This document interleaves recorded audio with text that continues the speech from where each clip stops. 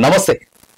Marlapati coaching centre sir Veeraswamy గారు ఈరోజు మన స్టూడియోకి రావడం జరిగింది.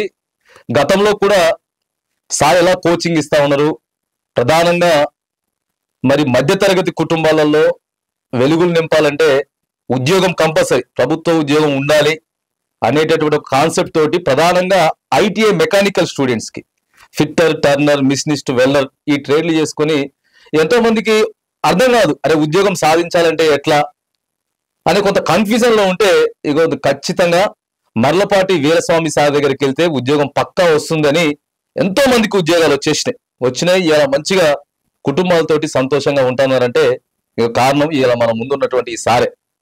సో సార్ని మనం ఇంటర్వ్యూకి రావాలని చెప్పి కోవడం జరిగింది. సార్ కూడా ఈ రోజు మన దగ్గరికి ఇంటర్వ్యూకి వచ్చారు. అసలు ఎలా ఈ కోచింగ్ సెంటర్ ఎలా స్టార్ట్ చేశారు, అసలు ఎందుకు స్టార్ట్ చేయాల్సి వచ్చింది, దేనికోసం స్టార్ట్ చేశారు, ఇప్పటివరకు ఎంతమందికి ఉద్యోగాలు వచ్చినాయి అనేటటువంటి ప్రతి విషయాన్ని కూడా ఇలా సార్ని డైరెక్ట్ గా లైవ్ లో అడిగి మనం తెలుసుకునేటటువంటి ప్రయత్నం అయితే ఖచ్చితంగా చేద్దాం. మరి ముందుగా సార్ నమస్తే, వెల్కమ్. ఆకాశం టీవీకి వచ్చారు మీరు. చెప్పండి సార్, అసలు coaching centre Marlapati coaching centre కి ఇప్పటివరకు ఎంతమంది ఉద్యోగాలు పొందినారు? ఇప్పటివరకు ఎంసీసీ నుంచి 166 మంది ప్రభుత్వ ఉద్యోగాలు సాధించారు.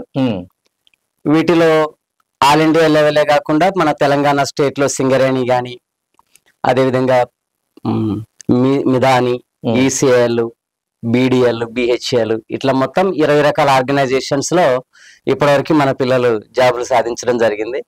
ఇక ఆల్ ఓవర్ ఇండియాలో చూసినట్టయితే మొత్తం 12 స్టేట్స్ లో ఉన్నారు. ఇప్పటికీ ఆర్గనైజేషన్స్ ఏమో 20 ఆర్గనైజేషన్స్. యావరేజ్ గా చెప్పాలంటే మన ప్రతి స్టూడెంట్ లో 1:10 గవర్నమెంట్ ఎంప్లాయ్ అన్నట్టు. 10 మందిలో ఒకళ్ళు పక్క గవర్నమెంట్ జాబ్ కొట్టినటువంటి పిల్లలు ఉన్నారు ఇప్పటి వరకు. సింగరేణి ఏరియాలలో ప్రధానంగా అంటే మీరు మాకు తెలవక ముందు కూడా మర్లపాటి కోచింగ్ సెంటర్ అంట, వీరస్వామి సార్ అంట, ఉద్యోగాలంట, ఐరియన్ అంట అని చెప్పేసి సింగరేణి బిల్ట్ ఏరియాలో బాగా ప్రచారం జరిగేది. అప్పుడు అనుకునే వాళ్ళ ఇదంతా నిజమేనా కాదా అని చెప్పేసి. అంటే ప్రధానంగా ఎట్లా అసలు ఏంటి సింగరేణికి ఎక్కువగా మీరు ఇది చూపిస్తుంటారు కదా సింగరేణి? యాక్చువల్ గా నేను తెలంగాణ స్టూడెంట్ అవడము, తెలంగాణకి మన సింగరేణి గుండెకాయ అవడము, దానికి తోడు తెలంగాణ సింగరేణిలో ఓన్లీ తెలంగాణ పిల్లలు తప్ప బయట నుంచి వచ్చే విద్యార్థులు ఉండరు. సో ఇది కొంచెం మనకి ప్లస్ అనమాట. వచ్చిన అవకాశం ఎట్టి పరిస్థితుల్లో మిస్ కాకూడదు అన్న ఉద్దేశం మీద మొట్టమొదట మొదలు పెట్టినప్పుడు కొంచెం భయం అనిపించింది. కాకపోతే నా మేనల్లుడితో మొదలు పెట్టా. ఫస్ట్ 2015 సింగరేణి ఎగ్జామ్ కి ఒక్కరినే తయారు చేశాను నేను. వాడు వెళ్ళి స్టేట్ ఫస్ట్ కొట్టుకొచ్చిండు డైరెక్ట్ ఫస్ట్ అటెంప్ట్ లోనే. ఎగ్జామ్ రాసి ఇంటికి పోయేసరికి రిజల్ట్ వచ్చింది డైరెక్ట్ గా స్టేట్ ఫస్ట్. ఇక అది మస్తు ఉత్సాహం నింపింది నాలో. అప్పటి నుంచి మొదలైంది. ఇంకా మీరు ఎన్ని సంవత్సరాలు ప్రయత్నం చేశారు ఉద్యోగం కోసం? మీ ఉద్యోగం కోసం? నా ఉద్యోగం కోసం నేను పక్కాగా 3 years ప్లాన్ కష్టపడ్డాను. అయితే అంతకు ముందు చాలా మంది ఉద్యోగాలు సాధించి వాళ్ళు జాబులు చేసేటప్పుడు ఒక అపోహ ఉండేది నాకు, గవర్నమెంట్ ఉద్యోగం అంటే డబ్బులు ఉన్నోడిదే. ఎందుకంటే పబ్లిక్ టాక్ అది, నేను చూసింది కాదు కానీ జనాలు అంటుంటారు కదా, వాడు 3 లక్షలు పెట్టిండంటారా, 5 లక్షలు పెట్టిండంటారా. అట్లాంటి అపోహ అలా నాటుకుపోయింది మొత్తం మీద. నేను కూడా ఇక అదే బ్లాంక్ లో పడిపోయినా, ఇక మనకి గవర్నమెంట్ జాబ్ రాదు అని చెప్పేసి. ఇక ప్రైవేట్ కంపెనీలో చేసుకుంటా ఉండే క్రమంలో 15 సంవత్సరాల ఎక్స్పీరియన్స్. అప్పటికి ఒక చిన్న సందర్భంలో మేనేజ్మెంట్ కి నాకు గొడవ అయింది. రేపటి నుంచి నువ్వు డ్యూటీకి రావద్దని నన్ను అన్న. ఒకటే మాట. ఇంకా ఇక నా ఇగో హర్ట్ అయిపోయింది. అప్పటికి 10 ఏళ్ల నుండి చేస్తున్న అదే కంపెనీలో, నా కంపెనీ అది Shri pumps and fittings industrial corporation అని రాజమండ్రిలో ఉంటది. ఇక 10 ఏళ్ళు చేసిన కంటిన్యూగా. నాకు ఈగో హర్ట్ అయిపోయింది. ఇక ఏం అర్థం కాలేదు. అప్పటికి పెళ్లి అయిపోయింది, ఫ్యామిలీతో ఉండేవాడిని. ఇక ఒక 2-3 నెలలు అవకాశం కోసం తిరిగిన వేరే దగ్గరికి తిరుక్కుంటే ఆలోచనలో పడ్డా, ఇంత మనం ప్రాణం పెట్టి కష్టపడ్డ కంపెనీ నా కంపెనీ అనుకొని చేసినాను కదా, చివరికి వచ్చేసరికి ఏంది మన లైఫ్ ఇట్లా అయిపోయింది, ఇది కాదు, ఇది కరెక్ట్ వే కాదు, ఏదో ఒకటి చేయాలని అప్పుడు మెదిలింది ఆలోచన. అప్పటి వరకు అసలు గవర్నమెంట్ జాబ్ అనే ఆలోచన రాలే నాకు.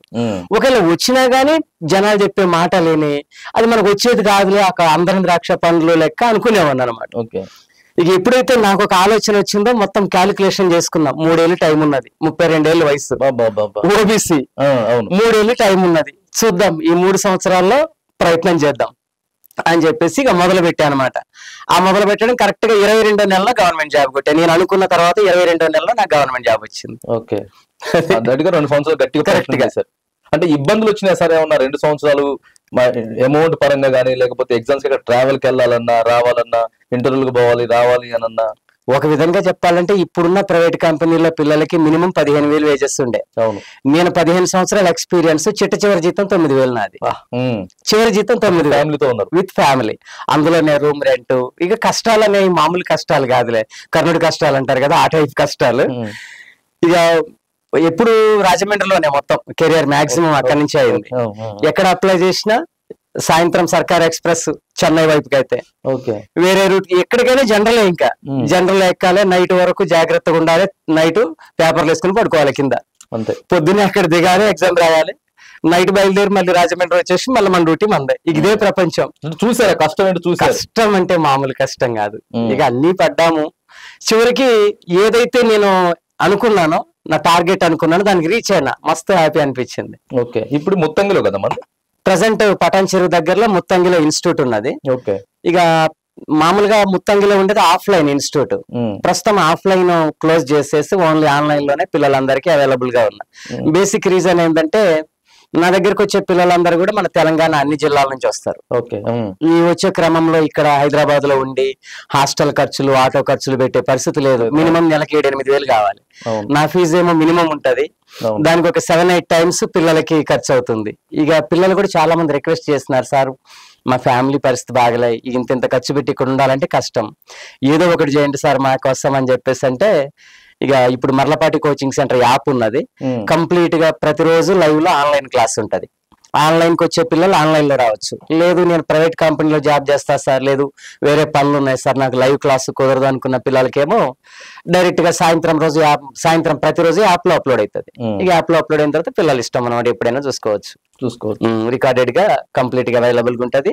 ఏ డౌట్ ఉన్న పిల్లలు నాకు వాట్సాప్ లో గానీ డైరెక్ట్ కాల్స్ తో గానీ కాంటాక్ట్. కోచింగ్ సెంటర్లు అంటే సార్ అందరికి ఒక ఆలోచన వస్తుంది, కోచింగ్ సెంటర్ అంటే అబ్బో కోచింగ్ సెంటర్ ఎందుకు, లేకపోతే ఇన్ని పైసలు కావాలి, అన్ని పైసలు కావాలి అని చెప్పి ఆలోచిస్తా ఉంటారు చాలా మంది కూడా. ఇంతకుముందు మీ మర్లపాటి గురించి మాట్లాడుకున్నప్పుడు కూడా కోచింగ్ ఎంతనో 40,000 అవుతుందా, 50,000 అవుతుందా అంటే కోచింగ్ సెంటర్ అంటే ప్రస్తుతం అట్లా తయారైపోయింది. ఏ కోచింగ్ సెంటర్ అయినా సరే మినిమం 50,000 నుంచి పైగా తక్కువలు ఏమి లేవు. కానీ ఒకేసారి మీ ఫీజు చూసి కూడా మేము షాక్ అయినాం అసలు. అంటే ఇప్పుడు ఉద్యోగాలు వస్తున్నాయి, ఫీజులు పెంచొచ్చు, ఎక్కువ ఫీజులు తీసుకోవచ్చు, చేసుకోవచ్చు. కానీ ఎందుకని అంత లిమిటెడ్ గా మీరు 8,000, 10,000 వరకే? అసలు ఆలోచన ఏంటి? అంటే సంపాదించుకుంటున్నారు కదా, అది మేము అడుగుతా ఉన్నాం. ఒకటి, నేను గవర్నమెంట్ ఎంప్లాయీ, నా ఫ్యామిలీకి ఎట్లాంటి ప్రాబ్లం ఏం లేదు, హ్యాపీగా నేను లైఫ్ లీడ్ చేయగలుగుతా. ఇక పిల్లల దగ్గర నుంచి వచ్చే ఫీజులతోనే నేను సంపాదించాలనే కాన్సెప్ట్ కాదు. బేసిక్ గా ఐటీ చదివే పిల్లలే మనకి మధ్యతరగతి పిల్లలు ఎక్కువ మంది ఉంటారు. కొంచెం డబ్బులు ఉన్నాడు అనుకో, బీటెక్, సాఫ్ట్వేర్, వేరే అంటారు. ఇక ఐటీ చదువుతున్నారంటేనే మధ్యతరగతి కుటుంబం, లోవర్ మిడిల్ క్లాస్. ఇక అలాంటి పిల్లలకి మనం అందుబాటులో ఉండాలి. ఇప్పుడు మన ఫీజు చూసి పిల్లోడు భయపడి నేర్చుకోవడానికి కూడా అమ్మో అంత ఫీజు అనే పరిస్థితి ఉండకూడదు. ఎలా ఉండాలంటే, వాడు ఒక్కరోజు స్టూడెంట్ సినిమాకి పోయి ఫ్రెండ్స్ తో ఒక్కసారి తిరిగి వస్తే ఎంత ఖర్చు అవుతుందో నా నెల ఫీజు అంత ఉంటుంది. సింపుల్. విత్ మెటీరియల్, బుక్స్ తో పాటు సహా స్వయంగా ఆ బుక్స్ అన్ని కూడా ప్రతిదీ మీరు తయారు చేసిన బుక్ నా చేత్తోనే మొత్తం, మాక్సిమం నా హ్యాండ్ రైటింగ్ తోనే ఉంటది. దాని తర్వాత డిటిపి చేయించేసి మొత్తం ప్రింటెడ్ మెటీరియల్ తయారు చేయించినారు అనమాట. కంపెనీ విస్తరించిపోతుంది తెలుసా మీ చేతి రాత. ఒకటి, సబ్జెక్ట్ మనం ఎంత ఎక్స్ప్లెయిన్ చేసినామన్నది పక్కన పెడితే, పిల్లోడు రివిజన్ ఇంపార్టెంట్. ఆ రివిజన్ స్టూడెంట్ సొంతంగా రాసుకున్న దానికంటే మనమే ప్రొవైడ్ చేసినాం అనుకో, డౌట్స్ ఉండవు. ఇంకా 100% పర్ఫెక్షన్ తో ఉంటది. ఎప్పుడైతే ఆ స్టూడెంట్ ఆ పర్ఫెక్ట్ స్టడీ మెటీరియల్ ని పక్కాగా ఫాలో అవుతాడో, ఇక ఆ లెవెల్, ఆ కాన్ఫిడెన్స్ వేరేలా ఉంటది అనమాట. సో మెయిన్ పక్క డ్యూటీ అంటే దాదాపుగా 8 hours డ్యూటీ.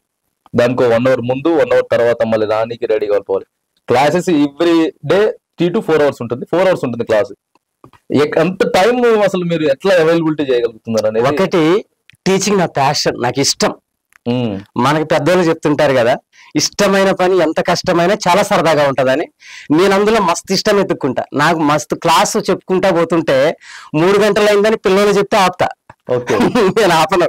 సార్ టైం అయింది సార్, 3 hours అయింది సార్, 3.5 hours అయింది సార్, అప్పుడు మాత్రం ఆపుతాను తప్ప టైంకి అనేది కొంచెం నా విషయంలో నాకు అది ఇష్టం అనమాట. ఎంత పోతున్నా ఫ్లో అలా ఉంటది, సరదాగా అనిపిస్తుంటది. క్లాస్ చెప్పేటప్పుడు కూడా పిల్లలందరూ ఉంటారు కదా లైవ్ లో, సో హ్యాపీగా అనిపిస్తుంటది. ఎప్పుడు కూడా భారం అనిపించుకోలే.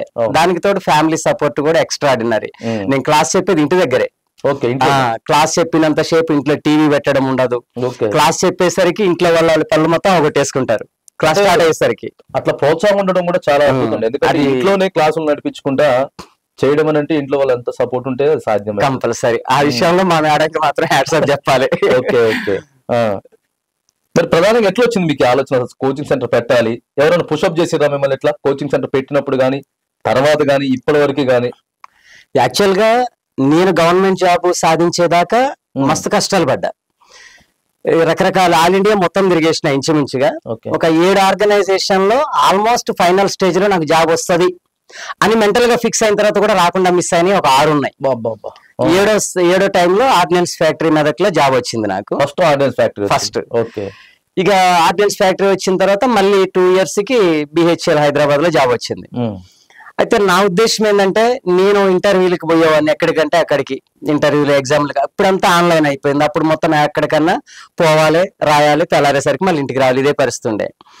ఎక్కడికి పోయినా ఈ తమిళ వాళ్ళు ఒకటి, హిందీ వాళ్ళు ఒకటి, తెలుగుని వెతికినా కనపడే వాళ్ళు గారు. ఇదేంద్ర మొత్తం అసలు తెలంగాణ నుంచి నేను తప్ప ఎవడో లేడా ఇక్కడ వరకు రీచ్ అయిన వాళ్ళు అనిపించేది. ఎగ్జామ్ కు పోయినప్పుడు ఎక్కడో ఒకటి తగిలేవాడు. ఈ సెకండ్ స్టేజ్, థర్డ్ స్టేజ్ ఏది రిటర్న్ క్వాలిఫై అయిన తర్వాత, మళ్ళీ ప్రాక్టికల్ క్వాలిఫై అయిన తర్వాత సెకండ్ థర్డ్ స్టేజ్ లో తెలుగు ఉండేవాళ్ళు కాదు. అప్పుడు అనిపించేది అసలు ఇక తెలుగు పరిస్థితి ఏంటి, ఇంతేనా, ఇంకా ఇంతకు మించి ఎక్కడికి పోయినా హిందీ తమిళ వీళ్ళే అని బాగా ఇక ఫీలింగ్ ఉండిపోయింది అట్లా. ఇక అట్లా ఎలాగైతేనేమి 2 జాబులు సాధించిన. ఫస్ట్ ఆర్డినెన్స్ ఫ్యాక్టరీలో వచ్చిన తర్వాత అక్కడ అట్మాస్ఫియర్ కానీ అక్కడ టైమింగ్స్ ఏమాత్రం సెట్ అయ్యేది కాదు. పొద్దున 8ంటికి డ్యూటీకి పోయినామంటే సాయంత్రం 6ంటికి రావాలి. ఇక అప్పుడు వచ్చి మనం ఫర్దర్ గా ఏమన్నా ప్లానింగ్ క్లాసెస్ ప్లాన్ చేయడానికి అసలు కంజెస్టెడ్. నా కొడుకేమో చిన్న పిల్లోడు, వాడు 1 year. ఇక వాడిని చూసుకోవాలి, ఇక కొంచెం కంఫర్టబుల్ గా లేకుండా అయిపోయింది. తర్వాత ఇక BHEL 2014లో మళ్ళీ నోటిఫికేషన్ ఇచ్చిండు. BHEL లో జాబ్ కొట్టిన తర్వాత ఇక్కడ ఏంటంటే కంప్లీట్ షిఫ్టింగ్స్ అనమాట. పొద్దున 6 నుంచి 2 గంటల వరకు, 2 నుంచి నైట్ 10 గంటల వరకు. ఒక రోజు మొత్తం ఇంట్లో ఉన్న ఫీలింగే ఉండే, ఖాళీగా ఉన్నట్టు. ఇది డ్యూటీకి వచ్చిన తర్వాత కూడా. అప్పుడు ఇక నాకు ఒక డ్రీమ్ అని, ఒక కోరిక అనేది ఉన్నది కదా మొదటి నుంచి. ఇక ఎలాగైనా సరే ఈ టైంని యూటిలైజ్ చేసుకోవాలి అనే ఆలోచన చిన్నగా మొదలైంది. మరి మొదలు పెడతాం బాగానే ఉంది, ఎవరి మీద ప్రయోగం చేయాలి, బయట వాళ్ళ మీద నేను చెప్తానంటే ఎవరు నమ్ముతారు, ఎవరు ఇస్తారు, వీలేదు కాదు కదా. ఇక ఆ టైంలో నా మేనల్లుడు ITI అయిపోయింది, ఖాళీగా ఉంటున్నాడు. ఓకే.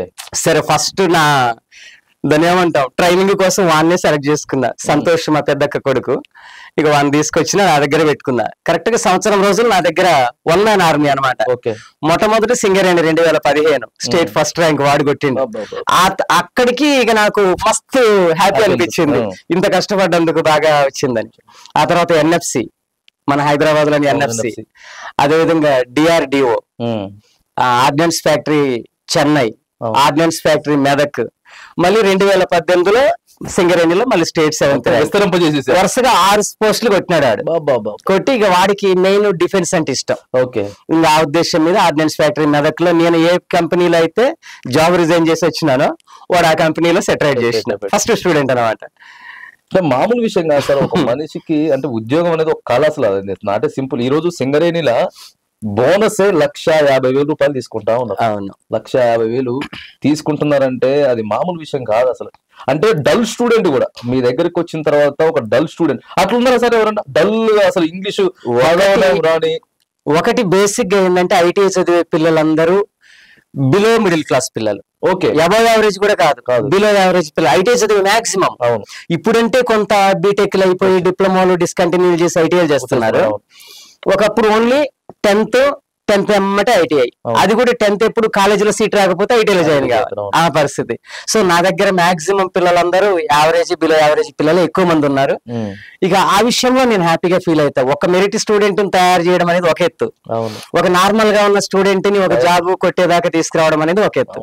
సో మా మేనల్లుడు కూడా యావరేజ్ స్టూడెంటే. మా మేనల్లుడు అనే కాదు, నా దగ్గర చదువుకున్న 166 మంది జాబులు కొట్టిన పిల్లల్లో ఆల్మోస్ట్ ఒక 100 మంది పిల్లలు 10th 60%, 65 లోపల ఉన్న పిల్లలే. 10th class marks.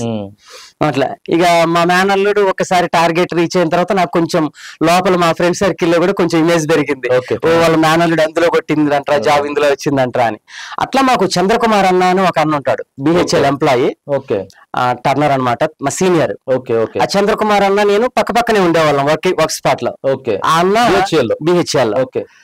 ఆ చంద్ర అన్న మాత్రం బాగా ఇక నన్ను, స్వామి నువ్వు మీ ఊరికి ఇన్ని జాబులు కొట్టించినా కదా, కొంచెం కొంచెం డెవలప్ చేయ దీన్ని, నీకు వేరే స్టూడెంట్స్ వస్తారు, లైఫ్ సెట్ అవుతుంది కదా స్వామి. అయితే నాకు ఆశ ఉండే కానీ ధైర్యం ఉండేది, ఆశ ఉన్నది ధైర్యం ఉండదు. ఎందుకంటే ఈ కోచింగ్ అన్న కాడి నుంచి రకరకాల అన్ని విషయాలు నాకు ఎట్లాంటి రిస్క్ తీసుకోవాలని చిరాకు, మెయిన్ ప్రశాంతంగా ఉండాలని కోరుకునే స్వభావం.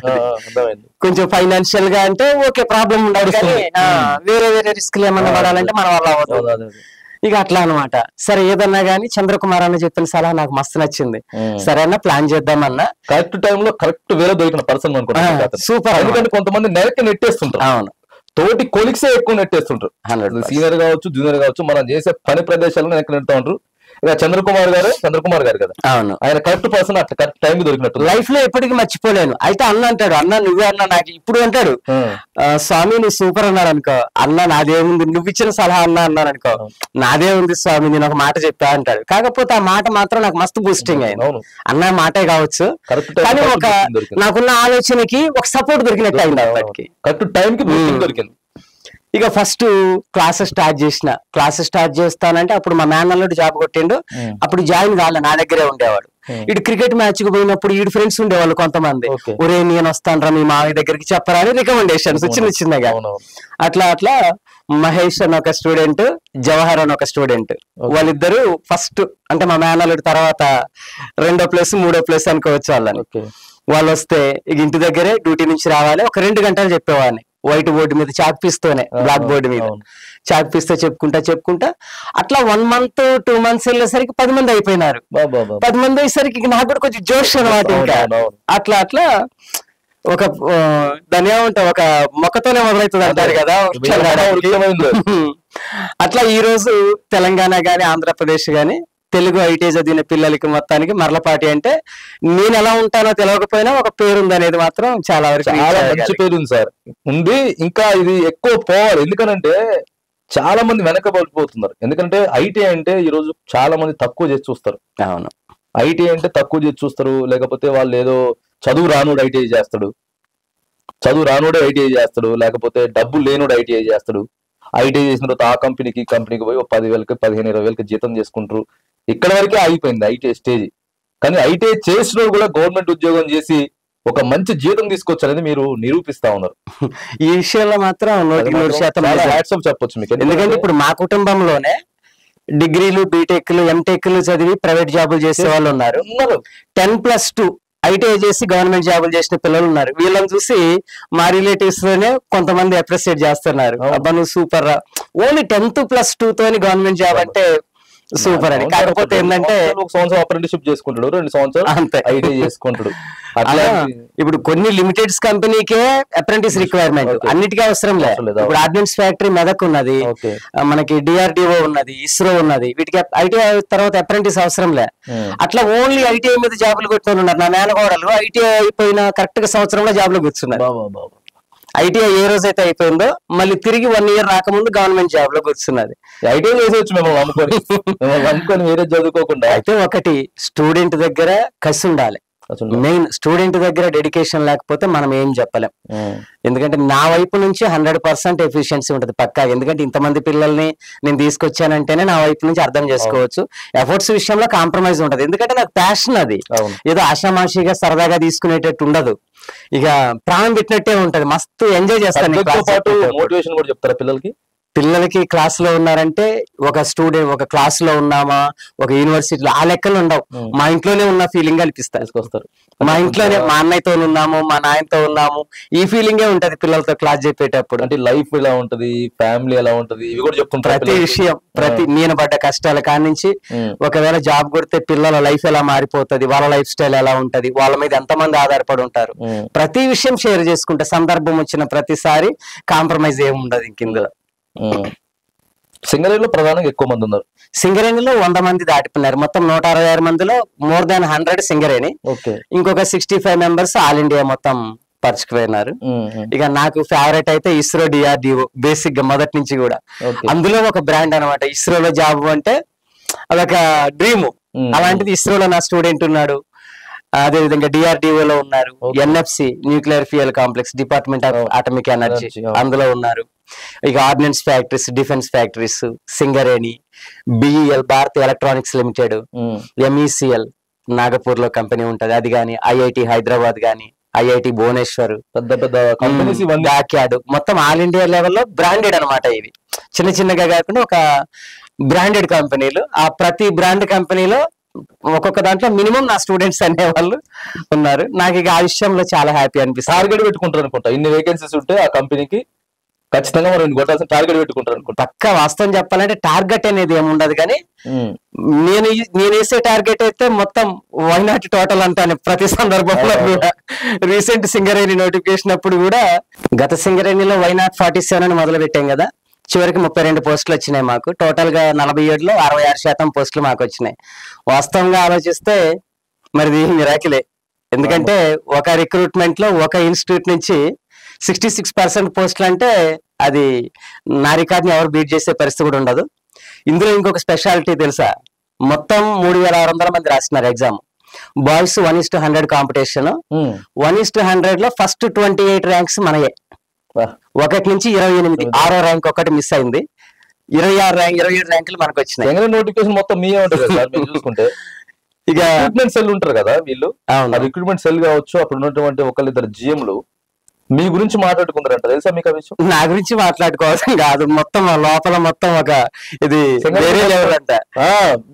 ఇది ఠాగూర్ సినిమాలో గానీ కూడా పోయింది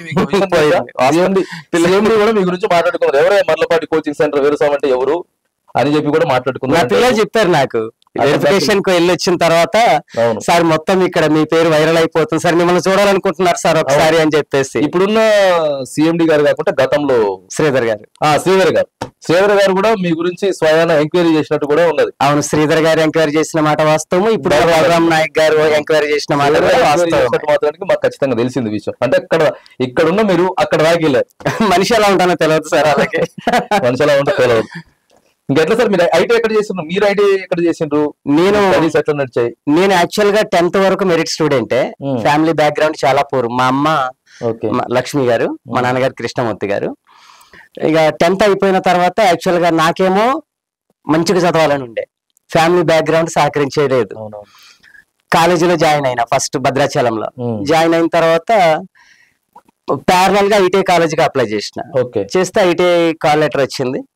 వచ్చిన తర్వాత మా నాన్న వాళ్ళని వీళ్ళని అడిగినాడు, ఏంది పరిస్థితి ఎలా ఉంటది అంటే, కొంతమంది చెప్పినారు ఐటీఐ అయితే తక్కువ టైంలోనే కొంచెం ఏదైనా ప్రైవేట్ కంపెనీలో ఎందులోనే చేసుకోవచ్చు, మీ ఫ్యామిలీ బర్డెన్ తక్కువ కదా, పెద్ద పెద్ద చదువులు అయితే మీరు భరించలేరు, ఇదైతే ఏదో ఒక పని చేసుకుని బతికేస్తారులే అని చెప్పేసి చెప్తే ఇక మా నాయన ఐటీఐలో జాయిన్ చేసిండు. Kothagudem government ITI Rudrampur. 2 years ఐటీఐలో ఉన్నా. అక్కడ 3 ఇంక్లైన్ హాస్టల్ ఉండే మాకు. ఆ హాస్టల్లో రూమ్లు ఇచ్చేవాళ్ళు, వండుకొని తినాలి, 2 కిలోమీటర్లు నడుచుకుంటూ పోవాలి డైలీ. ఇక శనివారం నాగేశ్వర థియేటర్ దగ్గర రైస్ మిల్ ఒకటి ఉండే. ఆ రైస్ మిల్లులో శనివారం పనికి పోవాలి. పనికి 25 రూపాయలు వచ్చేది అప్పుడు. 4 రూపాయలు up and down local bus కు పోతే ఆ 20 రూపాయలతోనే వారం గడుపుకునేది.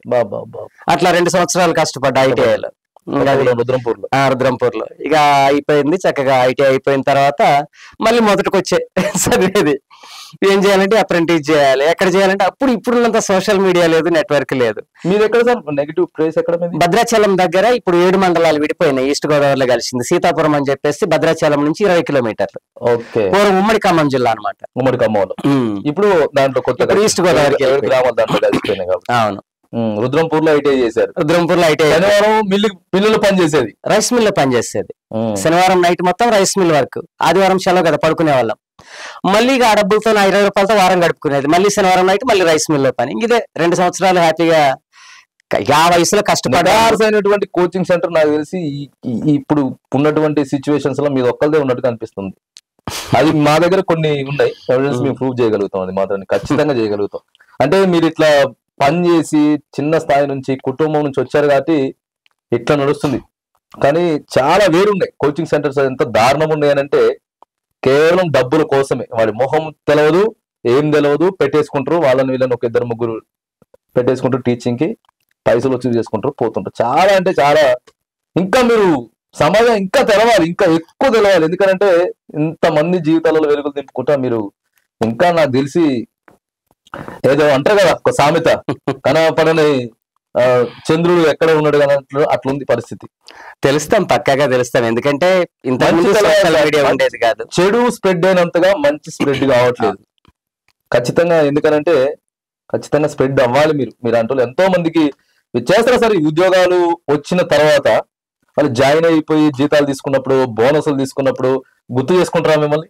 అందరు పిల్లలు అయితే గుర్తించడం కష్టమే, కానీ కొంతమంది పిల్లలు అయితే నాకు రెగ్యులర్ టచ్ లో ఉంటారు. ఇక అందరు రకరకాలు ఉంటారు.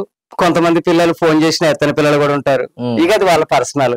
స్టూడెంట్ గా ఉన్నంత వరకే నాకు వాళ్ళకి ఇంటరాక్షన్ అనేది మెయిన్. ఇక ఒకసారి జాబ్ కొట్టిన తర్వాత వాళ్ళ ఫ్యామిలీ పరిస్థితులు ఎలా ఉంటాయి, వాళ్ళ బాధ్యతలు ఎలా ఉంటాయి మనకు తెలియదు. ఏదేమైనా కానీ తల్లిదండ్రుల కన్నా, ఎందుకంటే ఒక తక్కువ స్థాయి స్టూడెంట్ కూడా ఇంత చేయడం అంటే చూడండి. మీ సార్ ఇక్కడ కూర్చొని ఉన్నాడు, మీరంతా ఉద్యోగాలు పొందిరు కదా, మీరు ఉద్యోగాలు పొందిరారంటే సార్ ఇక్కడ కూర్చొని ఉన్నారు చూడండి. ఒక సామాన్యులాగా ఎంత సింపుల్ గా చెప్తుండ్రో చూడండి. అది కూడా వెనకేసుకొని వస్తుండే మిమ్మల్ని. మీకు ఉద్యోగాలు వచ్చిన తర్వాత కూడా వాళ్ళ ప్రాబ్లమ్స్ వాళ్ళకు ఉంటాయి కదా అని చెప్పేసి చూస్తాను. ఒకసారి చూడండి, మీ సారు ఇలా మా ఇంటర్వ్యూకి వచ్చాడు. మా ఇంటర్వ్యూకి వచ్చి పిలిచాం మేమే, రావాలి సార్, మీరు రావాలి, ఖచ్చితంగా మాట్లాడాలి. ఎంతో మందిని మేము ఇంటర్వ్యూ చేస్తున్నాం, కానీ మీరు రావాలి. ఎందుకంటే బ్యాక్గ్రౌండ్ మొత్తం తెలుసుకున్నాం. ఒక పూర్ ఫ్యామిలీ నుంచి వచ్చి సొంతోళ్ళకి ఇచ్చి ప్రయోగం చేయాలంటే ఒక్కసారి చూడండి. అందుకే మనం ఎప్పుడైనా సరే గురువుని మర్చిపోకూడదు. మనం లక్షలు పోచి కోచింగ్ తీసుకున్న వాళ్ళం కాదు. అందరు పూర్ ఫ్యామిలీ. ఐటీ అంటే పూర్ ఫ్యామిలీ. ఐటీ చేస్తున్నాం అంటే కొద్ది గొప్ప పూర్ ఫ్యామిలీయో, లేకపోతే మనకి చదువు చక్కగా అబ్బకే ఐటీ చేసేటోళ్ళని అంటారు. అలాంటిది ఇలా మనం పెద్ద పెద్ద కంపెనీలల్లో మొన్ననే సార్ దసరాకి 1,50,000 రూపాయల బోనసులు తీసుకున్నాం. ఒక్కొక్కరు 1,50,000 బోనసులు తీసుకున్నారు. మంచిగా ఉన్నారంటే మాత్రానికి ఖచ్చితంగా 6 నెలలకో సంవత్సరానికో టైం కుదిరినప్పుడైనా సరే మనమేం ఇవ్వాల్సిన అవసరం లేదు. సార్ ఎలా ఉన్నారు, బాగున్నారా, సెంటర్ ఎలా నడుస్తుంది, కనీసం అదన్నా అడగాలి ఖచ్చితంగా. అది అడిగితే అదే హ్యాపీనెస్ చాలా బాగుంటది. ఇంకా సార్ ఇంకా చెప్పండి. ఇక ఐటీ అయిపోయిన తర్వాత మళ్ళీ మొదటికి వచ్చింది నా కెరియర్. భద్రాచలంలో దుర్గా ఫౌండరీ అని చెప్పేసి వర్క్ షాప్ ఉండే, బీరువాల తయారీ కంపెనీ. ఆ కంపెనీ ఫౌండరీలో జాయిన్ అయినా. ఇంకా అక్కడ నెలకు 600 ఇచ్చేవాళ్ళు. ఎప్పుడు 97 లో 96 అందులో జాయిన్ అయినా. ఒక 6 నెలలు చేసిన తర్వాత ఆర్డినెన్స్ ఫ్యాక్టరీ మెదక్లో అప్రెంటిస్ అని చెప్పేసి ఒక ఆంధ్రజ్యోతి వీక్లీలో నోటిఫికేషన్ వచ్చింది. పేపర్ నోటిఫికేషన్ కాదు, ఆంధ్రజ్యోతి వీక్లీలో వచ్చింది. మా ఇంటి దగ్గర తెలిసిన ఒక అతను తీసుకొచ్చి ఇచ్చింది, ఇట్లా ఐటీఐ వాళ్ళకి ఆర్డినెన్స్ ఫ్యాక్టరీలో అప్రెంటిస్లు అంటే వాళ్ళ తమ్ముడు కూడా ఐటీఐ క్యాండిడేట్. తను నేను ఇద్దరం కలిసి అప్లై చేసినాము. నాకు అప్రెంటిస్ అందులో వచ్చింది, తనకు రాలే. ఇక 2 years అప్రెంటిస్ ఆర్డినెన్స్ ఫ్యాక్టరీలో అయిపోయింది. నేను బ్యాచ్ టాపర్. నాకు 92.1% మార్క్స్ వచ్చినాయి. 36th బ్యాచ్ టాపర్ నేనే. ఇక అది అయిపోయిన తర్వాత 98 లో మొదలైంది ప్రైవేట్ కంపెనీ ప్రస్థానం. ఫస్ట్ ఖమ్మంలో Shri Chakradhara engineering private limited అని hydraulic hose pipe fittings assemblies అనమాట. అక్కడ 2 years చేశా. అక్కడ నుంచి 2000 సంవత్సరంలో రాజమండ్రి వెళ్ళిపోయినా. రాజమండ్రిలో 2006 సంవత్సరం వరకు 6 సంవత్సరాలు కంటిన్యూ చేసిన. ఇక కొంచెం ఆశ, జీతం కొంచెం పెరిగితే బాగుంటుందన్న ఉద్దేశం మీద అక్కడి నుంచి మద్రాసు వెళ్ళిపోయా. మద్రాసులో 2 సంవత్సరాలు చేసిన. కాకపోతే మద్రాసు వెళ్ళిన తర్వాత హోమ్ సిక్ అయిపోయింది పరిస్థితి. ఇక మనం ఇక్కడ ఉండలేము ఈ తమిళ మధ్యలో అని చెప్పేసి 2008లో మళ్ళీ వెనక్కి వచ్చి ఏదైతే నేను కంపెనీలో మానేసి వెళ్ళిపోయినానో అదే కంపెనీలో ప్రమోషన్ గా వచ్చా. ఇది ప్రొడక్షన్ ఇంజనీర్ కింద ప్రమోషన్ ఇచ్చినారు. 2010 వరకు చేసిన. 2010లో అప్పటికి సాఫ్ట్వేర్ వాళ్ళ జీతం లెక్క నాకు 18,000 జీతం ఉండే 2010లో ఐటీఐ మీద. ఎవరికైనా చెప్పినా గానీ నమ్మేవాళ్ళు కాదు. 18,000 ఐటీఐ మీద అనేవాళ్ళు. 5,000 జీతం అట్లనే ఉండే జీతం వాస్తవానికి. ఇక అయితే నేను డెడికేటెడ్ గా హార్డ్ వర్క్ చేస్తానని నాకు జీతానికి తగ్గట్టుగా పని ఉండేది పక్కన. ఒకనొక సందర్భంలో మా ఎండితో గొడవ అయింది, చిన్న గొడవ అయితే నువ్వు ఇట్లా నాకు ఎదురు చెప్పడం నాకు నచ్చదు, నువ్వు రేపటి నుంచి మానేయమన్నాడు. అప్పటికి అసలు నా ఫ్యామిలీ లెక్క అనుకునేవాళ్ళు నా డ్యూటీని. అంత సిన్సియర్ గా హార్డ్ వర్క్ చేసిన. ఇక మనసు ఇరిగిపోయింది. ఏందిరా మన లైఫ్ ఇంత కష్టపడి చేసిన ఈ మాట అంటాడా చి ఇంకా అని చెప్పేసి విరక్తి వచ్చేసింది. మొత్తం ఇక ఒక 2 నెలలు ఖాళీగా ఉండి ఆలోచించుకుంటే 32 ఏళ్ళు ఏజ్ దాటిపోయింది. ఓబీసీ కాబట్టి ఇంకొక 3 ఏళ్ళు ఉంది. ఇంక ఈ 3 సంవత్సరాలు ప్రయత్నం చేద్దాం ఏమన్నా గానీ అని చెప్పేసి అనుకున్నా. కరెక్ట్ గా అక్కడి నుంచి 22వ నెలలో జాబ్ కొట్టిన, ఇంచుమించు 29వ నెలలో జాబ్ లో జాయిన్ అయినా. ఓకే, వెరిఫికేషన్ కి లేట్ అయింది. అట్లా అదొక మహాప్రవాసన ఉన్నట్టే. పిల్లలు మీకు ఒక్కడే అబ్బాయి, ఒక్క బాబు 7th క్లాస్ చదువుతున్నాడు. Okay okay. మేడం ఎట్లా ఫీల్ అవుతారు సడన్ గా నోటిఫికేషన్ వచ్చి ఉద్యోగాలు మన పిల్లలకి వచ్చినాయి అని తెలిసిన తర్వాత? మేడం ఎట్లా ఫీల్ అవుతారు? చాలా హ్యాపీగా ఫీల్ అవుతుంది. వాస్తవం చెప్పాలంటే మేడం సపోర్ట్ లేకపోతే నేను నెగ్గుకి రాలేను. ఎందుకంటే ఏ ఫ్యామిలీలో అయినా గానీ ఒక రోజు కొంచెం టీవీ కట్టేయి, టీవీ పెట్టొద్దు అని చెప్పేసి అంటే అడ్జస్ట్ అవుతారు. ఒక రోజే కాదు, నేను ఎన్ని రోజులు క్లాసెస్ చెప్తానో అన్ని రోజులు క్లాస్ స్టార్ట్ అయిన దగ్గర నుంచి క్లాస్ అయిపోయిన దాకా 3.5 గంటలు పడుతుంది ఇంచుమించుగా. టీవీ ఆన్ చేయదు, కనీసం ఫ్యాన్ కూడా ఆన్ చేయదు, సైలెంట్ గా ఉంటది. మీ ఫోటో పెట్టుకోవాలి సార్ ఉద్యోగాలు వచ్చిన పిల్లలంతా కూడా. ఎందుకంటే ఐటీ మీద ఉద్యోగం రావడం అనేది చాలా కష్టతరమైనటువంటి పని. మీ ఫోటో పెట్టుకున్నా తప్పులేదు, గోడ మీద ఫోటో పెట్టుకోవాలి. అదేముండదు, ఒకటి పిల్లలకి నాకు మధ్య ఉన్న అండర్స్టాండింగ్ అంతే. అదేలేండి, పిల్లోడి దగ్గర స్టామినా ఉందంటే నేను నాకు దొరికిపోతాడు వెంటనే, ఒక 10 రోజుల్లోనే నేను గుర్తించేస్తా. ఇక పిల్లోడికి క్లాస్ లోనే కాకుండా ఇండివిజువల్ గా కూడా ఫోన్ చేసి మాట్లాడుతుంటా ఖాళీగా ఉన్నప్పుడు. స్పెషల్ ప్రిపరేషన్ కోసం గానీ, స్పెషల్ ప్లానింగ్స్ కోసం గానీ, అదేవిధంగా రెగ్యులర్ గా క్లాస్ జరిగేటప్పుడు కూడా వారానికి ఒకసారి పిల్లలకి ఎగ్జామ్ కండక్ట్ చేస్తా. వాళ్ళ బయోడేటా మొత్తం నాకు వచ్చేస్తుంది, ఎన్ని మార్కులు వస్తున్నాయి, ఎందులో తక్కువ వస్తున్నాయి. తక్కువ వచ్చిన వాళ్ళని తిట్టే దగ్గర కాంప్రమైజ్ ఏమి ఉండదు. స్టూడెంట్ సార్కున్న రిలేషన్ ఉంటది, అన్న తమ్ముడుకుండే రిలేషన్, రెండు మెయింటైన్ చేస్తా పిల్లలతో నేను. అంటే ఉద్యోగం లేకపోతే పరిస్థితి ఎట్లుంటది సార్? చాలా దారుణంగా ఉంటది. 2 ఏళ్ళు అక్కడ పని చేస్తాం, 2 ఏళ్ళు ఇక్కడ పని చేస్తాం, కరెక్ట్ ఫ్యామిలీ ఉండదు, అంతే కొలాప్స్ అయిపోద్ది లైఫ్. అంత చాలా దారుణం. అంటే మనం ఒక దగ్గర స్టాండర్డ్ గా మీరు నిలబెడుతున్నారంటే అది నేను అంటున్నా. ఒక కనపడిన దేవుడు ఏడున్నాడో గానీ. అయితే ఒకటి ఏంటంటే ఇప్పుడు మనకి ఐటీఐ కాలేజీలు చాలా ఉన్నాయి. అవును, అందులో నుంచి బయటకు వచ్చే స్టూడెంట్ కి స్టాండర్డ్ ఉండట్లే, నాలెడ్జ్ రావట్లేదు. మెయిన్ చాలా సర్టిఫికేట్ రీజన్స్ ఏంటంటే కాలేజీలో సరిగ్గా వీళ్ళ మీద కేర్ తీసుకోకపోవడం, పిల్లోడికి చదువుకోవాలనిపించిన కాలేజీలో సరైన ఫ్యాకల్టీ లేకపోవడం, రకరకాలుగా మనం కర్ణుడి చావుకి 1,00,000 కారణాలు అంటాం కదా. ఒక ఐటీఐ స్టూడెంట్ కి నాలెడ్జ్ ఎందుకు రావట్లేదంటే చాలా కారణాలు ఉన్నాయి. ఇక ఆ వయసులో పిల్లలు జులుం కావచ్చు అట్లా. ఇక అందుకని నేను ఒక్కటే అనుకుంటాను, ఫ్యూచర్ లో ప్రతి ITI student fitter, Turner, machinist 2025 జనవరి నుంచి కంప్లీట్ గా వెల్డర్ కూడా మొదలు పెడుతున్నా.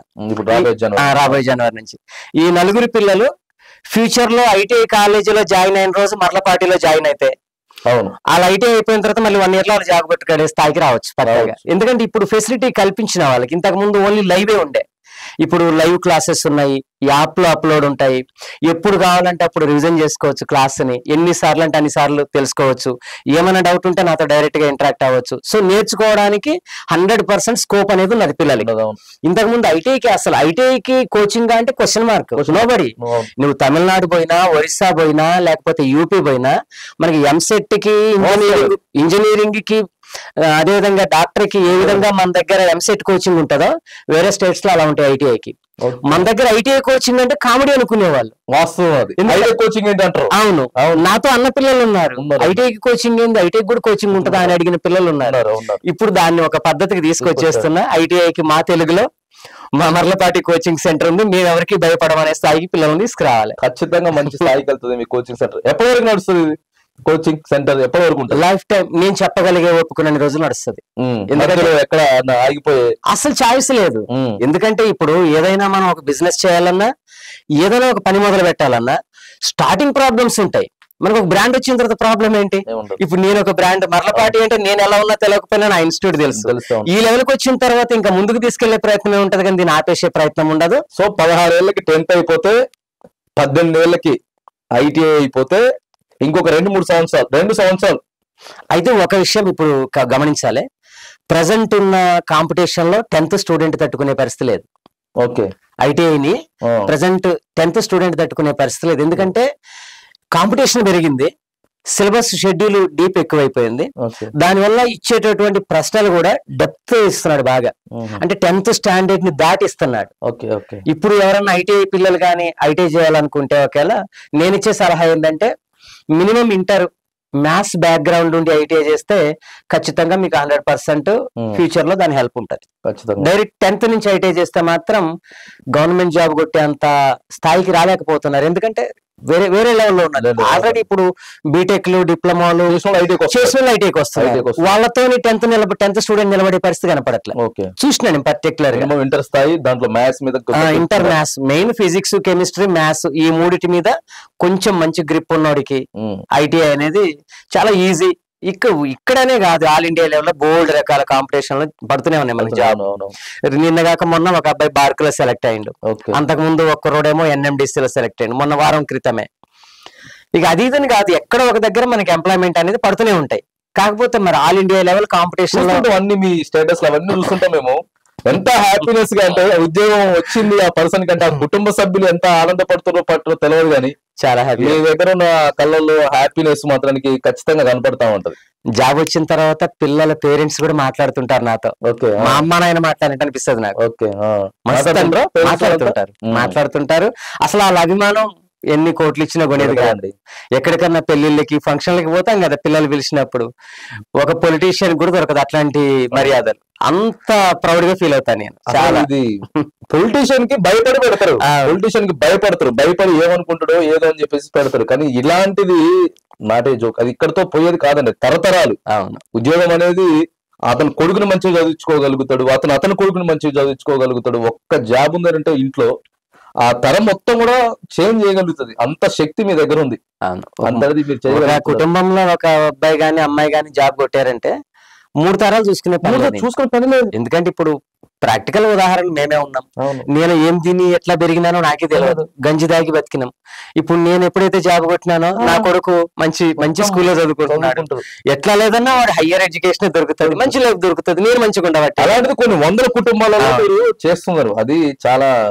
అయితే ఇప్పుడు ఏంటంటే ఇంకా మనకి తెలంగాణలో గానీ ఆంధ్రప్రదేశ్ లో గానీ బోల్డ్ అని ఎంఎన్సి కంపెనీలు రీచ్ అవుతున్నాయి ఒక్కొక్కటి. ఇప్పుడు టాటా ఏరోస్పేస్ ఇట్లాంటి సెరో మీద డ్రైవ్స్ గానీ ఇలా చూసినప్పుడు పెద్ద పెద్ద కంపెనీలు వస్తున్నాయి. గవర్నమెంట్ జాబ్ ఎంత హుందాగా ఉంటుందో అట్లాంటి నెంబర్ 1 కంపెనీస్. కాకపోతే అక్కడున్న పరిస్థితి ఎలా ఉంటదంటే నీకు ఐటీఐ మీద నాలెడ్జ్ ఉంటేనే రిక్రూట్ చేసుకుంటాడు. 2-3 స్టేజ్లు పెడుతున్నాడు. ఫస్ట్ రిటర్న్ టెస్ట్ పెడుతున్నాడు, తర్వాత జనరల్ ఇంటర్వ్యూ పెడుతున్నాడు, ప్రాక్టికల్ టెస్ట్ పెడుతున్నాడు. మరి ఇవన్నీ నువ్వు క్వాలిఫై అవి అట్లాంటి కంపెనీలో జాబ్ కావాలన్నా నాలెడ్జ్ మ్యాండటరీ.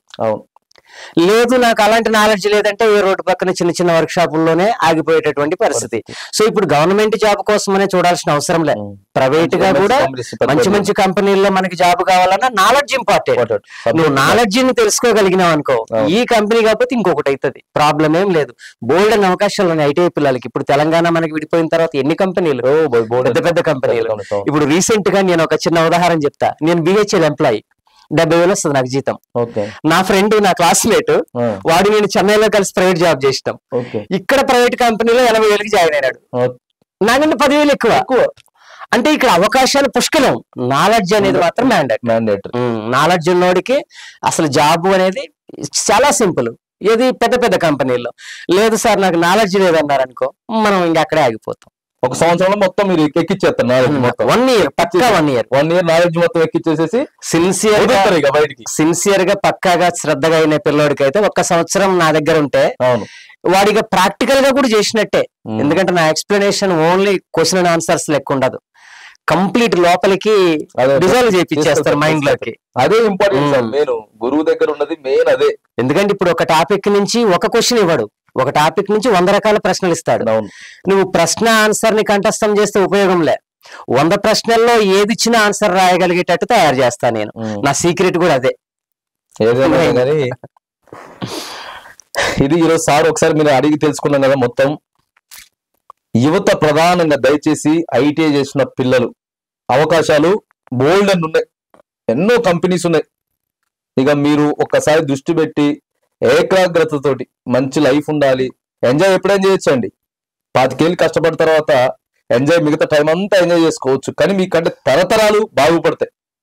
మీకోసం ఖచ్చితంగా నేను ఒక మంచి సబ్జెక్ట్ అందించడానికి, మీ జీవితాలు ఇది చేయడానికి, మంచిగా బాగుపడడానికి మీరు అన్ని రకాలుగా కూడా తక్కువ ఫీజు తోటి మిమ్మల్ని రెడీ చేయడానికి నేను సిద్ధంగా ఉన్నానని చెప్పేసి అయితే మరి మర్లపాటి కోచింగ్ సెంటర్ వీరస్వామి గారు సార్ అయితే చెప్తా ఉన్నారు. దయచేసి ఐటీఐ చదువుకున్న పిల్లలు సార్ని సంప్రదించండి. ఎందుకనంటే లైఫ్ బాగుంటది. మేము చూసినాం కాబట్టి డైరెక్ట్ చెప్తున్నాం. మా ఛానల్ నుంచి మేము డైరెక్ట్ గా చెప్తున్నాం. అది ఎప్పుడైనా చెప్తాం, అవసరమైతే మేము బాండ్ కూడా రాసిస్తాం. సార్ దగ్గరికి వెళ్తే మీ జీవితం బాగుపడుతుంది. 1 సంవత్సరం 2 సంవత్సరాలు మీరు కరెక్ట్ దృష్టి పెడితే మీ లైఫే చేంజ్ అయిపోతుంది. చాలా మంది మీరు అడిగి చూడండి, మర్లపాటి కోచింగ్ సెంటర్ అంటే ఏంటి, ఎంత బోనసులు తీసుకుంటున్నారు, ఎన్ని జీతాలు తీసుకుంటున్నారు, ఎట్లున్నది పరిస్థితి అనేది దయచేసి మీరంతా కూడా యువత ఎందుకంటే ఇలా చెడు ఎక్కువైపోయింది, చెడు వ్యసనాలు, గంజా అని, తర్వాత అదని, సిగరెట్ అని, గుట్కా అని, ఫ్యామిలీ వాళ్ళ మాట వినకుండా. అందుకే దయచేసి మంచి జీవితం, మంచి లైఫ్ కావాలి, మీ ఊర్లో కానీ లేకపోతే సమాజంలో మంచి పేరు తెచ్చుకోవాలంటే ఖచ్చితంగా సార్ల మర్లపాటిగా మీ డైరెక్ట్ దేవుడే. ఇక మేము చేసినటువంటి ఎనాలిసిస్ ప్రకారం చెప్తా ఉన్నాం. ఈ ఉత్తమ మాటలు లేకపోతే చెప్తలేం, ప్రతిదీ కూడా అందరు రికార్డు ఎనాలిసిస్ ప్రకారం మా దగ్గర ఒక 7-8 ఏళ్ల డేటాతో పాటే చెప్తా ఉన్నాం. కాబట్టి మీరు ఖచ్చితంగా మీ సెటిల్డ్ అవ్వాలి, మంచి లైఫ్ దొరకాలంటే మాత్రానికి మీరు ఖచ్చితంగా సార్ని సంప్రదించవచ్చు. ఒక ఫ్యామిలీ మెంబర్ గా సొంత ఇక ఎట్లా చూసుకుంటాం, మన అన్నకో మన సొంత తమ్ముడికి జాబ్ రావాలంటే మనం ఏం చేస్తామో అంతకు మించి కూడా మర్లపాటి కోచింగ్ సెంటర్ లో వీరస్వామి సార్ అయితే ప్రయత్నం చేస్తా ఉన్నారు. సార్ ఇంకేం చెప్పదలుచుకున్నారు ఫైనల్ గా మీ కోచింగ్ సెంటర్ నుంచి, మీ తరపు నుంచి? ఓకే, విద్యార్థులు, చదువుకున్న విద్యార్థులు కావచ్చు, లేకపోతే ఏం చెప్పదలుచుకున్నారు అసలు ప్రధానంగా? ఒక మాట, కొంతమంది పిల్లలు ఫైనాన్షియల్ గా బాగా వీక్ ఉంటారు, పేరెంట్స్ లేకపోవడము, తల్లిదండ్రులు లేని పిల్లలు ఉంటారు. ఇంకొంతమంది కనీసం ఏ రోజు పనికి వెళ్తే ఆ రోజే ఇల్లు గడిచే పరిస్థితి ఉంటది. ఇక్కడ ఫైనాన్షియల్ అనేది నా దగ్గర ఇష్యూ కాదు. ఓకే, ఇష్యూ కాదు. నిజంగా నువ్వు ఫీజు కట్టే పరిస్థితి లేకపోతే అవసరం లేదు ఫీజు కోసం నేను క్లాస్ చెప్పట్లే, నేను స్టూడెంట్ లైఫ్ బాగుండాలి మెయిన్. సో అలాంటి ఎవరైనా పూర్ క్యాండిడేట్స్ ఎవరైనా ఉన్నా గానీ, లేదా పేరెంట్స్ ఎవరైనా లేని పిల్లలు ఉన్నా గానీ ఫీజు అవసరమే లేదు. మీకు నచ్చినంత కాలం హ్యాపీగా సబ్జెక్ట్ నేర్చుకోవచ్చు. అదొక మాట. చూడండి, అంటే అమ్మ నాన్న లేకుండా కూడా చాలా మంది ఉంటారు. అమ్మ నాన్న లేకుండా ఉన్నోళ్ళే ఎక్కువ మంది ఐటీఐ చదువుకుంటారు, ఉన్నారు నా దగ్గర. అలాంటి పిల్లలు జాబులు కొట్టిన పిల్లలు కూడా ఉంటారు. అదే పేరెంట్స్ లేకుండా నా దగ్గరకు వచ్చి సార్ ఇది నా పరిస్థితి అంటే నేను చెప్పిన వాళ్ళకి, అరే నీ ఫీజు నాకు ఇంపార్టెంట్ కాదు, నువ్వు లైఫ్ లో మంచిగా సెట్ కాదు ఇంపార్టెంట్ అన్న. అలా పేరెంట్స్ లేకుండా ఉండి జాబ్ కొట్టిన పిల్లలు కూడా జల్లెడేసి పట్టినా దొరికేటోళ్ళు లేరు. ఈ సందర్భాలలో మీలాంటి వాళ్ళు మొత్తం జల్లెడ పెట్టి రాష్ట్రం అంతా తిప్పినా కూడా లేరండి. అది మాత్రం మేము ప్రౌడ్ గా చెప్తా ఉన్నాం. ఖచ్చితంగా ఇంకా ఫైనాన్షియల్ గా వీక్ ఉన్న పిల్లలు ఎవరైనా ప్రాబ్లం ఏ ఉండదు. ఇక్కడ ఫీజు సార్ తో మాట్లాడితే ఏమనుకుంటారు, లేకపోతే ఫీజు కట్టకుండా చదువుకుంటే ఏమనుకుంటారు, ఏం నా తమ్ముడు అనుకుంటా, నేనేమనుకుంటా. ఇప్పుడు నా కుటుంబంలో ఉంటే నేను చెప్పుకోనా, చూసొచ్చారు కదా. ఎందుకంటే నేను తినకనే వచ్చిన నేను ఇక్కడికి. ఎందుకంటే మెయిన్ నాకు 34.5 ఏళ్ళకి జాబ్ వచ్చింది. నాకు జాబ్ వచ్చేటప్పటికి అంత చాలా మంది పిల్లలు అడుగుతారు, ఏం సార్ మరి మీరు మంచిగా పేరున్నది, ఒక ఇన్స్టిట్యూట్ పేరు, మీకు అంత లైఫ్ ఎందుకు ఎక్కువైపోయింది 34.5 ఏళ్ల వరకు మీరు ఏం చేసినారని అడుగుతున్నారు. ఒక్కటే మాట చెప్తా, గైడెన్స్ లేదంటే, వేరే ఏం కాదు, గైడెన్స్ ఒక్కట్లేదు. ఒక సపోర్ట్, నువ్వు ఇది చదువు, ఈ రూట్ లోవో ఈ పుస్తకాలు చదువు అంటే అది వేరే లెక్క. అసలు మన కనీసం పట్టించుకునే నాదుడే లేడు. నా లైఫ్ నేను పేర్చుకున్న శిల్పం ఇదంతే, ఇంకా నేను తయారు చేసుకున్నదే తప్ప వేరే ఎవరు ప్రమేయం లేదు ఇందులో. ఇప్పుడు ఇంతమంది తయారు, మరి అంతే కదా. నేను ఈ ప్రయాణించే దారిలో ముళ్ళు రాళ్ళు అన్ని దాటుకొని వచ్చి మెరాకిల్ చెప్పొచ్చు, అద్భుతం మీరు జీవితం. ఎందుకంటే ఇంకొక 6 నెలల కంటే 6 నెలల ఉద్యోగం రాకపోతే టైం అయిపోయింది, కోచింగ్ సెంటర్ కూడా ఉండకపోయింది. అసలు ఛాయిస్ లేదు, ఇంకా ఛాయిస్ లేదు. ఉండబట్టే కోచింగ్ సెంటర్ పెట్టాను. ఎందుకంటే మనం మన ఉద్యోగం ఉంటేనే అవతల ఉంటారు. అవును, అంటే ఏదైనా ఒక మెరాకిల్ లాగానే మీ జీవితం స్టెప్ బై స్టెప్ నడుచుకుంటే. అయితే ఇంకొకటి, నేను ఈ ప్రైవేట్ కంపెనీలో చేసే సందర్భంలో కూడా చాలా మంది స్టూడెంట్స్, ఇప్పుడు నేను కొంచెం సీనియర్ ని, నా దగ్గర ఉన్న పిల్లలు ఉండేవాళ్ళు, హెల్పర్ల వాళ్ళు, వాళ్ళకి ఎట్లా చెప్తే అర్థమయ్యేది అనేది నేను అక్కడ నేర్చుకున్నా. ఇప్పుడు నా ఐటీఐ స్టూడెంట్స్ కూడా అదే బాబతు. వీళ్ళకి ఎంటెక్లు బీటెక్ చదివిన స్టూడెంట్స్ వాళ్ళ దగ్గర నాలెడ్జ్ ఉంటారు. నేను జస్ట్ ఐటీఐ క్యాండిడేట్, ఎక్స్పీరియన్స్ తప్ప నా దగ్గర ఎలాంటి హైయర్ క్వాలిఫికేషన్ లేదు. నాకున్న ఎక్స్పీరియన్స్ ఏంటంటే ఆడికి ఎట్లా చెప్తే అర్థమవుతుంది, అది నా దగ్గర ఉన్న ఎక్స్పీరియన్స్. అట్లనే చెప్తాను. ఒక గురువుకి, ఒక టీచింగ్ చేసే వ్యక్తికి ఎట్లా మన మైండ్ ఎక్కించగలుగుతాయి అనేది అది నేను ఇక నా సక్సెస్ కి సీక్రెటే అది. ఒక ఐటీఐ స్టూడెంట్ కి ఎలా చెప్తే అర్థమవుతుంది. ఇప్పుడు నేను దనదన ఇంగ్లీష్ లో మాట్లాడను, నాకు ఇంగ్లీష్ పూర్తిగా మాట్లాడటం రాదు. స్వచ్ఛమైన భాషలో టెక్నికల్ లాంగ్వేజ్ ఉపయోగించి మైండ్ లో ఇన్స్టాల్ చేసేస్తాం మొత్తం సబ్జెక్ట్ అంతా. కావాల్సింది అది కదా. అవును, ఏదేమైనా thank you sir, thank you so much. మీరు ఇట్లనే ఇంకా ఎంతో మంది జీవితాలలో వెలుగులు నింపాలి ఖచ్చితంగా. ఎందుకంటే భగవంతుడు చూస్తుంటాడు. ఇది ఎంత ఏది జరిగినా కానీ ఇక్కడ ఏం జరుగుతుంది ఏంటి అనేది మీరు చేసేది చాలా మహాయుద్ధం. అసలు మరి దానిగా ఎట్లా చెప్పాలో మాకే అర్థమవుతలేదు, కానీ చాలా ఒక మంచి ఇది మీరు ఎంచుకున్నారు. ఖచ్చితంగా భగవంతుడు చూస్తాడు. ఇంక ఇట్లనే ఎంతో మంది జీవితాలలో మీరు వెలుగులు నింపాలి, ఎంతో మంది విద్యార్థులకి మంచి ఉద్యోగాలు వచ్చేటట్టు కూడా ఎప్పుడు ఎల్లప్పుడు మిమ్మల్ని కూడా దేవుడు చల్లగా చూడాలని చెప్పేసి కూడా మేము కోరుకుంటున్నాం. తప్పకుండా. నా ఈ ప్రయాణంలో నాకు సపోర్ట్ గా ఉన్నటువంటి మా స్నేహితులందరూ ఉన్నారు. ఈ స్టూడియో తరఫున నా స్నేహితులందరికి కూడా ఇద్దరు ముగ్గురు పేర్లు. ప్రధానంగా లక్ష్మణ్, ఓకే, ప్రధానంగా అన్నమాట. అదే విధంగా చంద్రకుమార్ అన్న, వీళ్ళిద్దరు మెయిన్. మేడం అనేది ఇక నాకు చదువు చెప్పిన మా గురువులు ఉన్నారు. మల్లికార్జున శర్మ గారు 10th వరకు ఉన్న గురువు గారు, ఐటీఐలో హమీద్ సార్, అప్రెంటిస్ చేసేటప్పుడు అనంతరామ్ సార్. ఎన్నో ఆణిముత్యాలు ఇవి. వాళ్ళ దగ్గర నేర్చుకున్న చదివే, వాళ్ళు పెట్టిన భిక్షే నాకే. సో ఇప్పుడు ఇంతమందిని మీరు తయారు చేస్తున్నారంటే వెనక ఉన్నటువంటి ముగ్గురు నలుగురే. అంటే క్రమశిక్షణ కూడా ఇంపార్టెంట్ కదా సార్, క్రమశిక్షణ చాలా ఇంపార్టెంట్. మనం ఎట్లా ముందుకు వెళ్తున్నాం అనేది ఇంపార్టెంట్. అంటే ఆ ముగ్గురు నలుగురు వల్లనే మనకి ఆ సపోర్ట్ వచ్చింది అనేది వాళ్ళని సార్ మీకు హ్యాట్సాప్ చెప్తా ఉన్నాం. ఒక మంచి సార్ని తయారు చేసి కొన్ని వందల జీవితాలకి ఇలా వెలుగులు నింపుతా ఉన్నాడు సారు. అట్లనే మళ్ళొకసారి చెప్తా ఉన్నాం, ఎవరెవరైతే ఉద్యోగాలు పొందుకున్నారో అంత ఆషామాషి కాదు. ఐటీఐ మీద ప్రభుత్వ ఉద్యోగం సాధించడం అంత ఆషామాషి సులభతరం అయ్యేటటువంటి పని కాదు ఇప్పుడున్నటువంటి పోటీ ప్రపంచం. అలాంటిది మిమ్మల్ని తీర్చిదిద్దారు. ఇంకా ఎంతో మందిని తీర్చిదిద్దడానికి వీరస్వామి సార్ అయితే సిద్ధంగా ఉన్నారని చెప్పేసి కూడా మరి నేను చెప్తా ఉన్నా. ఐటీఐలో ఫిట్టర్ ట్రేడ్, టర్నర్, మెషినిస్ట్, అదే విధంగా వెల్డర్ ట్రేడ్, ఈ 4 ట్రేడ్స్ చదివిన పిల్లలకి స్వచ్ఛమైన తెలుగులో మర్లపాటి కోచింగ్ సెంటర్ పర్ఫెక్ట్ గా క్లాసెస్ చెప్పడానికి సిద్ధంగా ఉంది. నేను 15 సంవత్సరాల ఎక్స్పీరియన్స్ తో ఉన్నాను గవర్నమెంట్ ప్రైవేట్ ఇండస్ట్రీలో. అదేవిధంగా 10 సంవత్సరాల గవర్నమెంట్ ఇండస్ట్రీలో చేస్తున్నాను. టీచింగ్ లో 7.5 సంవత్సరాల ఎక్స్పీరియన్స్ ఉన్నది. ఇప్పటికీ 165 మంది స్టూడెంట్స్ ఆల్ ఇండియాలో ఉన్నారు. సో పిల్లలు ఒక్కటే, మీరు ఐటీఐ చదివేటప్పుడే మంచిగా నాలెడ్జ్ తెలుసుకుంటే మీరు ఐటీఐ నుంచి బయటకు వచ్చేసరికి మంచి మంచి ఎంఎన్సీ కంపెనీస్ లో కానీ లేదా గవర్నమెంట్ ఆర్గనైజేషన్ లో కాంపిటేటివ్ కానీ వెళ్ళడానికి బాగుంటది. సో సమయం వృధా చేసుకోవద్దు. ఐటీఐ అయిపోయిన తర్వాత చూద్దాంలే, అప్రెంటిస్ అయిపోయిన తర్వాత చూద్దాంలే అంటే ఈ లోపు పుణ్యకాలం పూర్తయిపోతుంది. మీరు ఐటీఐలో జాయిన్ అయ్యే రోజునే ఒక టార్గెట్ పెట్టుకోండి, కంప్లీట్ గా నేను ఐటీఐ అయిపోయేసరికల్లా 100% సిలబస్ మొత్తం నేర్చుకోవాలి. అవకాశం ఈ ఐటీఐలో మాత్రం దొరకదు, గుర్తుపెట్టుకోండి. అలాంటి అవకాశం మర్లపాటి కోచింగ్ సెంటర్ మీకు అందిస్తున్నది.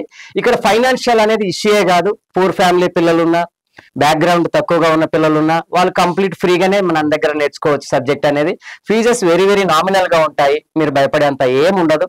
మీ ఫ్రెండ్స్ ఎవరైనా అడిగితే చెప్తారు. సో నా ఉద్దేశం ఏంటంటే ఐటీఐ స్టూడెంట్ కి కంప్లీట్ గా నాలెడ్జ్ అనేది వచ్చేటట్టుగా తయారు చేయాలి. నా టార్గెట్ అది, నా లైఫ్ టైం టార్గెట్ అనమాట.